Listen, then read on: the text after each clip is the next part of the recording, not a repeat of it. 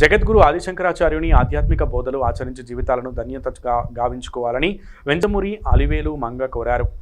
గండేపల్లి మండలం పాతనాయంకంపల్లి గ్రామంలో ఆమె మాట్లాడుతూ స్థానిక శ్రీ రామాలయం ప్రక్కన సుమారు 4 ఎకరాల విస్తీర్ణంలో ఆదిశంకరాచార్యుని ఆలయ ప్రాంగణాన్ని ఏర్పాటు చేయనున్నట్లు తెలిపారు. తమ అల్లుడు అవధానుల వెంకటరావు, కుమార్తె వెంకట సత్య మహాలక్ష్మిల సహకారంతో 2 ఎకరాలు, భక్తుల సహకారంతో 2 ఎకరాల భూమిని సమకూర్చామని చెప్పారు. ఈ నెల 23వ తేదీన శ్రీ శంకర జయంతి ఉత్సవాలు ప్రారంభమై ఈ నెల 25వ తేదీతో పూర్తి చేస్తామని తెలిపారు.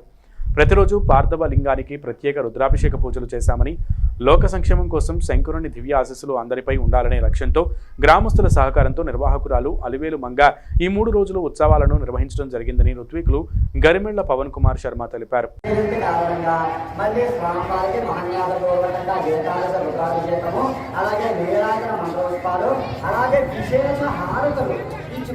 స్వామివారికి ఏకహారతి, పంచహారతి, సప్తహారతి, నక్షత్రహారతి, కుంభహారతి ఈ 5 రకాలుగా కూడా చక్కగా స్వామివారికి పంచహారతులు కూడా మనం సమర్పించుకున్నామండి.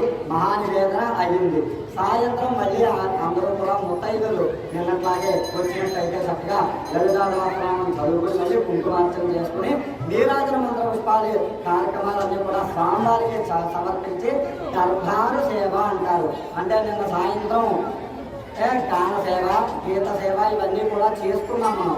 అది ఏమిటంటే దాన్ని దర్బారు సేవ అంటారండి. అంటే 4 వేదాల్లో వచ్చే మంత్రాలు అవన్నీ కూడా అంటే అభిషేకం అది కూడా చేసి స్వామివారి చాలా ఉప్పి తప్పిపోయి ఉన్నారు. అక్కడ చాలా ఆనందంగా సంతోషంగా ఉన్నారు.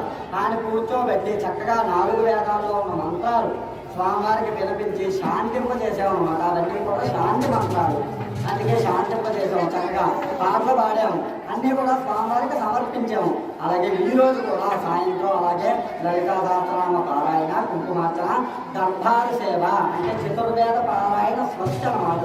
ఆ చతుర్వేద పారాయణలు ఇవన్నీ కూడా జరుగుతూ ఉంటాయి. కావున భక్తులందరూ కూడా ఈ కార్యక్రమంలో పాల్గొనవలసిందిగా కోరి ప్రార్థిస్తున్నాను.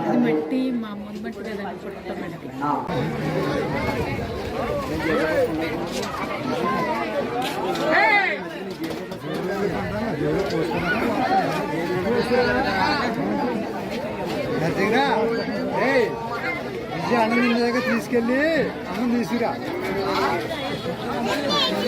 అన్నం నిన్నాక తీసుకెళ్ళి ఇంటికాడ ఎవరు ఉంటారు కాదు.